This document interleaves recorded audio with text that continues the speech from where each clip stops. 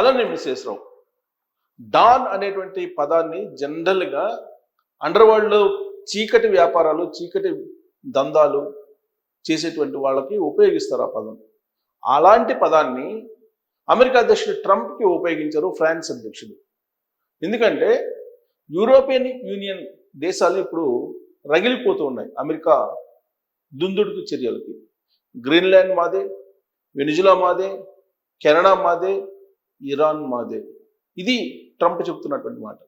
ఇరాన్ని భూస్థాపితం చేస్తామని చెప్పి చెప్తున్నారు. ఇన్ కేస్ తనని కనుక చంపితే ఇరాన్ భూస్థాపితం అని చెప్పి ట్రంప్ చెప్తూ ఉన్నారు. మరి ఎందుకు అంత భయం ఏర్పడింది ట్రంప్కి అని అంటే, ఇరాన్లో ఉండేటువంటి ప్రజలను ఆయన రెచ్చగొడుతూ ఉన్నారు. ఇరాన్లో ఉండేటువంటి ప్రభుత్వాన్ని దించేసేటువంటి ప్రయత్నం చేస్తున్నారు. అవసరమైతే ఇరాన్కి సైన్యాన్ని పంపించి సైనిక చర్యలకు పాల్పడాలని ప్రయత్నం చేస్తున్నారు ట్రంప్. అందుకే అక్కడ ఉండేటువంటి కమీని ఎవరైతే ప్రభుత్వం మీద తిరుగుబాటు చేస్తున్నారో వాళ్ళని జైలుకి పంపిస్తున్నారు. దాదాపు 3,000 మందిని కాల్చి చంపేసేసారు. అలాంటి సిచ్యువేషన్ అక్కడ నెలకొంది. అందుకే ఇరాన్ మీద చైనింగ్ చర్యలకు దిగాలని చెప్పి అమెరికా ప్రయత్నిస్తున్నటువంటి క్రమంలో ఇరాన్ అమెరికాకు సంబంధించినటువంటి అణుస్థావరాల్ని గురిపెట్టింది. అందుకే అమెరికా మిడిల్ ఈస్ట్ నుంచి ఖాళీ చేసి వెళ్ళిపోతుంది. ఈ పరిస్థితి ఎలా ఉంటే యూరోపియన్ యూనియన్ దేశాలు ఫ్రెండ్లీ దేశాలు అమెరికాకి, ఫ్రాన్స్ కానీ లేదా డెన్మార్క్ కానీ ఫిన్లాండ్ కానీ నార్వే, ఇవన్నీ కూడా ఈ దేశాలన్నీ మిత్ర దేశాలు. కానీ వాటి మీద పెత్తనం చేయటానికి ఇప్పుడు ట్రంప్ నిర్ణయించుకున్నాడు. దాంట్లో భాగంగా 2 వీడియోల్ని ఏఐ జనరేషన్ తోటి క్రియేట్ చేసి ఆయన ఎక్స్ ఖాతాలో పెట్టారు. సోషల్ మీడియాలో వైరల్ అవుతుంది. ఏంటి ఆ వీడియోల యొక్క సారాంశం ఏంటంటే, గ్రీన్లాండ్లోకి వెళ్ళి గ్రీన్లాండ్ మీద అమెరికా అధ్యక్షుడు ట్రంప్, ఉపాధ్యక్షుడు జేడీ వాన్స్ వీళ్ళిద్దరూ అక్కడ కూర్చొని మీటింగ్ పెట్టారు గ్రీన్లాండ్లో. అలాగే వెనిజువెలాకి వెళ్ళి జెండా పాతారు.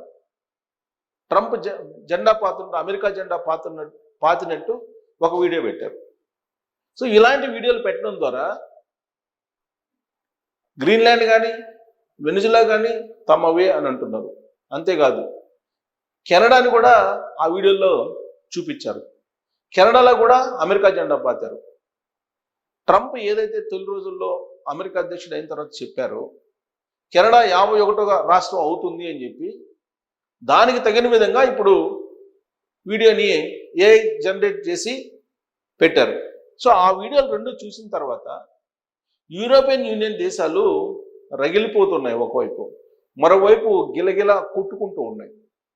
అమెరికా చేస్తున్నటువంటి అగ్రరాజ్య దురహంకారానికి అక్కడ ఉన్నటువంటి యూరోపియన్ దేశాలే ఏం చేయాలని అర్థం కాని పరిస్థితుల్లో వాణిజ్య డీల్స్ని రద్దు చేసుకున్నాయి. అమెరికాతో వ్యాపార సంబంధాలు తెగొట్టుకోవాలని చెప్పేసి భావిస్తూ ఉన్నాయి. అమెరికా నీడన ఉండకూడదు అని చెప్పి నిర్ణయించుకున్నాయి. అంతేకాదు ఫ్రాన్స్ అధ్యక్షుడు అయితే చాలా క్లియర్గా వరల్డ్ డాన్గా ట్రంప్ వ్యవహరిస్తున్నారు.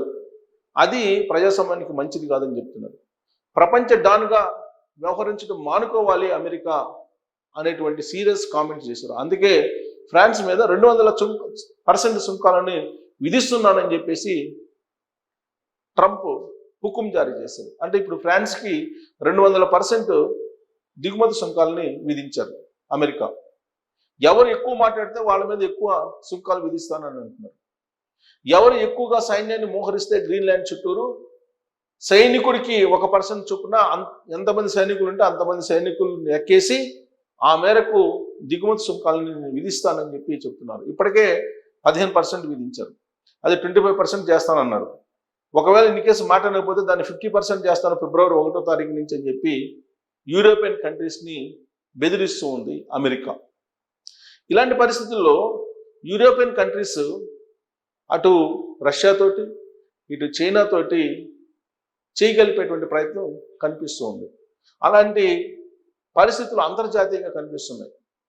అంతర్జాతీయ దౌత్యవేత్తలు చెప్తున్న దాని ప్రకారం అమెరికా గ్రీన్లాండ్ను వదిలిపెట్టదు, వెనిజులాని వదిలిపెట్టదు, అలాగే కెనడాని కూడా వదిలిపెట్టేటువంటి అవకాశం లేదు అని చెప్పి తెలుస్తుంది. కాకపోతే సైనిక చర్యతోటి వాటిని హ్యాండ్ ఓవర్ చేసుకోవాలా, లేదంటే ఇంపోర్ట్ డ్యూటీస్ తోటి బెదిరించి తీసుకోవాలా అనే దాని మీదనే ఇప్పుడు ట్రంప్ రకరకాల జిమ్మిక్కులు చేస్తూ ఉన్నారు. అందుకే European union countries reciprocal taxes వేస్తున్నారు. టిట్ ఫర్ టాట్ లాగా అమెరికా దిగుమతి సుంకాలని ఆయా దేశాల మీద విధిస్తే ఆ దేశాలు కూడా అమెరికా ప్రొడక్ట్స్ని దిగుమతి చేసుకోవడానికి ఇంపోర్ట్ డ్యూటీస్ని వాళ్ళు కూడా పెంచారు.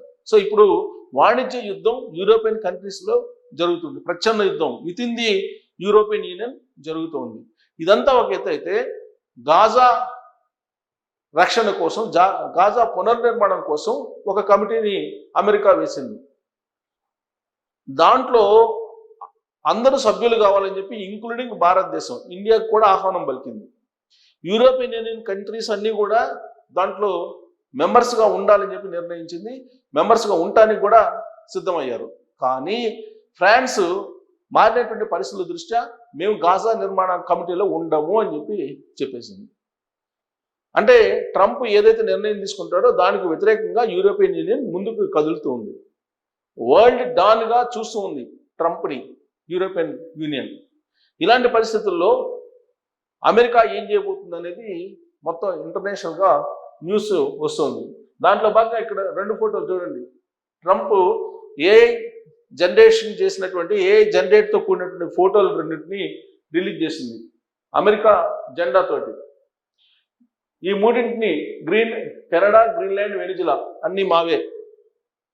గ్రీన్లాండ్లో అమెరికా జెండా ఎగరేస్తున్నట్టు మరో ఫోటో. ఫ్రెంచ్ వైన్లు, షాంపెయిన్లపై 200% సుంకాలు. అప్పుడు మెక్రాన్ దారికొచ్చి శాంతి వేడుకలో చేరతారు. ఫ్రాన్స్ అధ్యక్షుడిపై ట్రంప్ వ్యాఖ్య. సో కెనడా, వెనిజులా, గ్రీన్లాండ్లను అమెరికా భూభాగాలుగా చూపించే మ్యాప్ ఉన్న ఫోటోను అమెరికా అధ్యక్షుడు డొనాల్డ్ ట్రంప్ తన సొంత సామాజిక మాధ్యమైన సోషల్ ట్రూత్లో పోస్ట్ చేశారు. కృత్రిమ మీద సహాయంతో రూపొందించినటువంటి ఈ ఫోటో. ఇంకోటి ఏంటంటే డియాగో గార్సియా పైన ట్రంప్ కొనేశాడు. ఇక్కడ దీవులు ఉన్నాయి. ప్రత్యేకించి ఈ దీవులకు సంబంధించి అమెరికా యుద్ధ స్థావరాలుగా ఏర్పాటు చేస్తుంది కొన్నిటిని. వాటిల్లో ఒకటి ఇది డియోగో గార్సియాపై ట్రంప్ కన్ను. కీలక దీవిని మారిషస్కి తిరిగి ఇచ్చే యూకే నిర్ణయం మూర్ఖత్వం అంటూ పోస్ట్. యాక్చువల్గా ఇది జరిగి 8 నెలలు అవుతుంది తిరిగి ఇవ్వడానికి. 8 నెలల క్రితం ఒప్పుకున్నటువంటి అమెరికా మారిషస్కి ఇవ్వడానికి ఈ దీవిని ఇప్పుడు ఇవ్వడానికి లేదని చెప్పి అడ్డం తిరుగుతుంది. అమెరికా జాతీయ భద్రత పేరుతో గ్రీన్లాండ్ను స్వాధీనం చేసుకోవడానికి ప్రయత్నిస్తున్న ఆ దేశ అధ్యక్షుడు ట్రంప్ భారత్కు అత్యంత సమీపంలో ఉన్న డియోగో గార్సియా పైన కన్నేశారు. హిందూ మహాసముద్రంలో కీలక ప్రాంతంలో ఉన్న ఈ చిన్న దీవిని తమ నియంత్రణలో ఉంచుకోవడం మేలన్న తరహాలో వ్యాఖ్యలు చేశారు. మారిషస్కి చెందిన ఈ దీవి ప్రస్తుతం యూకే ఆధీనంలో ఉంది. ఇక్కడ యూకే, అమెరికాల ఉమ్మడి సైనిక నౌకా స్థావరం ఉంది. అయితే ఈ దీవిని మారిషస్కు తిరిగి ఇచ్చేందుకు గత ఏడాది బ్రిటన్, మారిషస్ మధ్య ఒప్పందం కుదిరింది. దానిని తప్పుబడుతూ తాను గ్రీన్లాండ్ను స్వాధీనం చేసుకోవడానికి లింక్ పెడుతూ ట్రంప్ తాజాగా పోస్ట్ పెట్టారు. మా తెలివైన నాటో మిత్రదేశం యూకే కీలక అమెరికా సైనిక స్థావరం ఉన్న డియోగో గార్సియాను మారిషస్కు తిరిగి ఇచ్చేస్తుంది. ఎలాంటి కారణం లేకుండా ఇలా చేయడం ఆశ్చర్యకరం. ఇది మన అసమర్థతకు నిదర్శనమని చైనా, రష్యా గుర్తిస్తాయనడంలో సందేహం లేదు. సమర్థతకు మాత్రమే విలువ ఇచ్చే అంతర్జాతీయ శక్తులు అవి. ఇప్పుడు అమెరికా నా ఏడాది నాయకత్వంలోనే ఎప్పుడూ లేనందుకు గౌరవం పొందుతుంది. అత్యంత కీలకమైన దీవిని తిరిగి ఇవ్వాలని యూకే నిర్ణయించడం పూర్తిగా మూర్ఖత్వం అని చెప్పి ట్రంప్ ఇప్పుడు చెబుతున్నారు. ఏంటి అసలు మారిషస్కి తిరిగి ఇచ్చేందుకు ఒప్పందం ఏంటంటే, ఒకప్పుడు మారిషస్లో భాగమైనటువంటి చాగో దీవుల సముదాయంలోని పెద్ద దీవి డియాగో. మారిషస్ ప్రధాన భూభాగానికి ఇది 2112 కిలోమీటర్ల దూరంలో ఉండే ఈ దీవి విస్తీర్ణం కేవలం 30 చదరపు మీటర్లే.